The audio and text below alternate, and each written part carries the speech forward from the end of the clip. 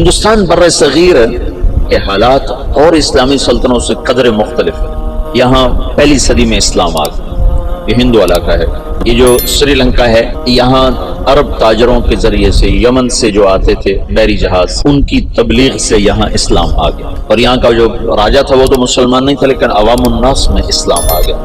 اور یہ جو ساتھ مالدیپ ہے، مالدیپ کوئی 2500 جزیروں کا ملک ہے مالدیپ، اور وہ جزیرے لمبے سے لمبا جزیرہ 11 کلومیٹر ہے، اس کا نام ہے مالے، اسی میں ان کا دارالحکومت ہے۔ باقی سارے جزیرے بس ایسے جیسے تمہارا مدرسہ ہے، اتنا ایک جزیرہ ہو۔ تو یہ ان جزائر سے ایک قافلہ جا رہا تھا، اس میں یہاں کچھ عرب قبائل آباد ہو گئے تھے، تو ایک قافلہ بحری جہاز پر سری لنکا کے بادشاہ نے تحفے تحائف ولید بن عبد الملک کو دی، ان سے دوستی لگانا چاہتا تھا۔ تو جب یہ کراچی کے قریب گزرا بحیرہ عرب سے، تو تیبل یہ دریائے سندھ کے کنارے تھا، تو وہاں سندھ کے ڈاکوؤں نے بحری جہاز پہ حملہ کیا اور قافلہ بھی لوٹ لیا، اور عورتوں کو بھی قید کر لیا، مردوں کو کچھ قتل ہو گئے۔ تو ایک عورت پکاری یا للحجاج یا للحجاج یا للحجاج۔ عروج کے دور میں فاسق کیسے ایمان والا تھا۔ تو کچھ جو لوگوں نے مال لوٹنے کے بعد کچھ لوگ چھوڑ دیے تھے، تو یہ لٹا پٹا قافلہ جب پہنچا عراق میں تو حجاج کو ملا، اور انہوں نے کہا کہ ایک بہن نے کہا تھا یا للحجاج، تو وہ کھڑا ہو گیا اپنے کرسی سے، کہ لبیک یا اخت الاسلام، لبیک یا اخت الاسلام، لبیک یا اخت الاسلام، اور کہا میرے اوپر حرام ہے بیوی بھی اور بستر پہ سونا بھی، جب تک میں اس بہن کی مدد نہ پہنچوں۔ ایک جس کے بارے میں اللہ کے نبی کا کہنا ہے کہ بنو ثقیف میں ایک مبیر ہو، ایک صفاق ہو، فاسق ترین انسان غیرت ایمانی سے ایسا بھرا ہوا ہے کہ میرے اوپر بیوی حرام ہے، میرے اوپر بستر پہ سونا حرام ہے، جب تک میں اس بہن کی مدد کو نہ پہنچوں۔ اور اس نے اسی وقت ایک لشکر تیار کیا، عبید اللہ بن نبحان رحمت اللہ علیہ کو امیر بنایا، اور ان کو 3000 کا لشکر 4000 کا لشکر دے کے روانہ کیا۔ وہ لشکر شکست کھا گیا اور عبید اللہ شہید ہو گیا۔ پھر اس نے دوسرا لشکر روانہ کیا، بدیل بن طفہ رحمت اللہ علیہ کی سرکردگی میں، وہ بھی شہید ہو گیا، اور دونوں لشکروں کو شکست ہو گئی۔ پھر اس نے شامی قبائل جو عرب کے قبائل جو شام میں آباد تھے، ان کا عراقیوں سے بڑا مختلف مزاج تھا، تو اس نے ولید بن عبد الملک سے اجازت چاہی کہ مجھے سندھ پہ حملے کے لیے شام سے لشکر، اور میرا خزانہ ختم ہے، مجھے پیسے بھی دیں۔ تو ولید نے کہا میں یہ محاذ نہیں کھول سکتا، ابھی ترکستان میں محاذ کھلا ہوا ہے، شمالی افریقہ میں محاذ کھلا ہوا ہے، چین کی طرف محاذ کھلا ہوا ہے، میں چوتھا محاذ نہیں کھول سکتا۔ تو حجاج نے کہا جتنا پیسہ مجھے دو کے قرضہ ہے، اور میں یہ دگنا کر کے بیت المال میں واپس کروں۔ تو شامیوں کا 4000 کا لشکر تیار، اور اس کا اپنا سگا بھتیجا تھا محمد بن قاسم، اور حجاج نے اپنی بیٹی زبیدہ اس کے نکاح میں دی ہوئی تھی، اس کو منتخب کیا اور اس کو 12000 کا لشکر دے کے روانہ کیا، اور باقی جو ساز و سامان تھا وہ سمندر کے ذریعے سے بھیجا، اور ہر 3 دن کے بعد اس کے پاس خبر آتی تھی۔ اس نے ڈاک کا ایسا نظام بنایا کہ ہر 3 دن کے بعد خبر حجاج تک پہنچتی تھی۔ اس طرح راستے میں چوکیاں قائم کی، اور پورے جنگ کا نقشہ حجاج بصرے میں بیٹھ کے خود کنٹرول کر رہا تھا۔ تو یہ بدھوں کا شہر تھا، جو دیبل تھا نا بدھوں کا، تو اس میں ایک بڑا گنبد تھا، اس کے اوپر ایک جھنڈا تھا۔ تو ان کا یہ عقیدہ تھا جب تک یہ جھنڈا نہیں گرتا اس سے شہر کو شکست نہیں ہو سکتی۔ تو مسلمانوں نے زور لگا لیا، حجاج بن یوسف نے ایک توپ بھیجی تھی، توپ منجنیق، پتھر پھینکنے والی، وہ اتنی بڑی تھی اس کو 500 آدمی کھینچتے تھے، تو اس کو بحری جہاز پہ بھیجا تھا۔ تو وہ نصب تھی، اور توپ اس گنبد پہ نشانہ نہیں فٹ ہو رہا تھا۔ 10 دن 12 دن 15 دن گزر گئے، گولے جاتے تھے، گنبد پہ نہیں لگتے تھے۔ تو حجاج بن یوسف نے وہاں سے خط لکھا کہ اس توپ کا زاویہ 1 درجہ نیچے کر کے فائر کرو، 1 درجہ نیچے کر۔ اور محمد بن قاسم اس دن خود توپ پر آئے، ان کا آج میں خود پھینکوں گا۔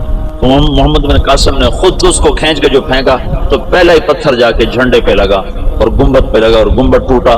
تو شہر والوں نے ہتھیار پھینک دیے، یہ 90 ہجری کی بات بتا رہا ہوں، 90 ہجری میں اسلام کا پہلا داخلہ ہے فاتحانہ۔ ویسے تو سری لنکا ہندوستان کا حصہ تھا، وہاں اسلام پھیل چکا تھا دعوت کے ذریعے، لیکن فاتحانہ انداز میں جو مسلمان بر صغیر میں داخل ہوئے ہیں تو محمد بن قاسم رحمۃ اللہ علیہ اس کا ذریعہ بنے اور دیبل فتح ہوا ہے۔ پورا ہندوستان دو حصوں میں تقسیم تھا، ہند اور سندھ۔ سندھ یہ نہیں جو آج ہے، یہ سندھ بمبئی تک تھا اور دیپال پور تک اور ادھر سے بمبئی تک، یہ ایک پورا علاقہ تھا، باقی ہند الگ علاقہ تھا۔ راجہ داہر اس سارے کا بادشاہ تھا۔ راجہ داہر ایک دفعہ بیٹھا تھا تو ایک نجومی آیا تو اس کی بہن بھی ساتھ بیٹھی تھی، تو اس کی بہن نے اپنا ہاتھ دکھا دیا نجومی کو کہ میرا ہاتھ دیکھو۔ نجومی نے کہا یہ لڑکی آئندہ سندھ کے بادشاہ کی بیوی بنے گی۔ تو راجہ داہر پریشان ہو گیا، یہ میرے گھر میں میرا دشمن پیدا ہو رہا۔ تو اس اپنے وزیر کو بلایا، کہنے لگا نجومی نے کہا ہے کہ یہ میری جو بہن ہے یہ سندھ کے بادشاہ کی بیگم بنے گی۔ تو وزیر نے کہا تو خود شادی کر لے، کس سے ختم؟ غیرت مجھے کروائے گا، ساری دنیا کیا کہے گی بہن سے شادی کر لی۔ تو وزیر چپ ہو گیا۔ اس نے ایک بکری لے کر اس پر مٹی کی تہ پہلے اس پر اچھی طرح لگائی، پھر اس کے اوپر باریک مٹی ڈالی، پھر اس پر پھول کے بیج ڈالے اور اس کو ہلکا ہلکا پانی لگوانا شروع کیا۔ تو اس کے پشت کے اوپر پھول ہی پھول ہو گئے۔ تو اس نے وہ بکری ایک نوکر کو دی کہ جاؤ اسے بازار کا چکر لگواؤ۔ تو میں چکر لگوایا تو سارا شہر اکٹھا ہو گیا، بکری کے اوپر پھول، بکری کے اوپر پھول، سب حیران پریشان۔ اگلا دن کا پھر چکر لگاؤ، پھر لوگ اکٹھے ہو گئے، اگلا دن پھر چکر لگاؤ، پھر تھوڑے ہو گئے، پھر چوتھے دن اور تھوڑے ہو گئے، 5 دن اور، چھٹے دن اور، 7ویں دن کوئی بھی دیکھنے نہیں آیا۔ تو وہ بکری لے کر داہر کے پاس آ گیا، کہنے لگا اس بکری میں تیری کہانی لکھی ہوئی۔ وہ کیسے؟ تب پہلے زیادہ لوگ تمہیں گالیاں دیں گے، پھر اسے تھوڑے گالیاں دیں گے، پھر اسے تھوڑے گالیاں دیں گے، پھر ایک دن چپ کر جائیں گے، تو اسے شادی کر لیا۔ اس بکری سے اس نے اس کو دلیل سمجھائی، تو اس کمبخت نے حکومت کے لالچ میں اپنی بہن سے شادی کر لی۔ حالانکہ ہندو بھی بڑے غیور، بڑے غیرت والے، یہ راجپوتوں کی تاریخ ہے، بہت غیور لوگ ہوتے تھے۔ یہ تو آپس کی لڑائیوں کی وجہ سے بے وقوفی کی حد تک آپس میں لڑتے تھے، تو غیروں کو ان پر چھا جانے کا موقع اس وجہ سے ملتا تھا۔ تو وہ اس نے اپنی بہن سے شادی کر لی۔ جب محمد بن قاسم حملہ آور ہوا تو راجہ داہر سندھ بمبئی دیپال پور تک کا حکمران تھا۔ تو روڑی کے قریب ان دونوں لشکروں کی پھر جنگ ہوئی۔ تو اس سے پہلے محمد بن قاسم نے لکھا حجاج بن یوسف کو کہ سارا سندھ اکٹھا ہو چکا ہے اور میرے ساتھ صرف 12,000 مدد کے لیے لشکر بھیجو۔ تو فاسق اور صفاق کا خط سن، حجاج کا خط ہے کہ اللہ کے رسول کا فرمان ہے 12,000 کو کمی کی وجہ سے شکست نہیں ہو سکتی، اور تم 12,000، لہذا تمہیں اس وجہ سے شکست نہیں ہو سکتی کہ تم تھوڑے۔ جب میرا خط پہنچے تو سارے لشکر کو آخرت کی ترغیب دی اور اللہ کی رضا پہ مرنے کے لیے تیار کرو، اور میرے پاس کوئی لشکر نہیں تمہیں بھیجنے کے لیے، میرے پاس کوئی سرمایہ نہیں تمہاری مدد کے لیے، تمہارا اللہ تمہیں کافی ہے۔ یہ حجاج کا خط تھا محمد بن قاسم کے نام۔ تو پھر انہوں نے روڑی کے قریب دریائے سندھ کتنا پھیل جاتا ہے، انہوں نے وہاں سے دریا پار کیا، اور روڑی کے آس پاس اب بھی اس کے کھنڈرات ہیں۔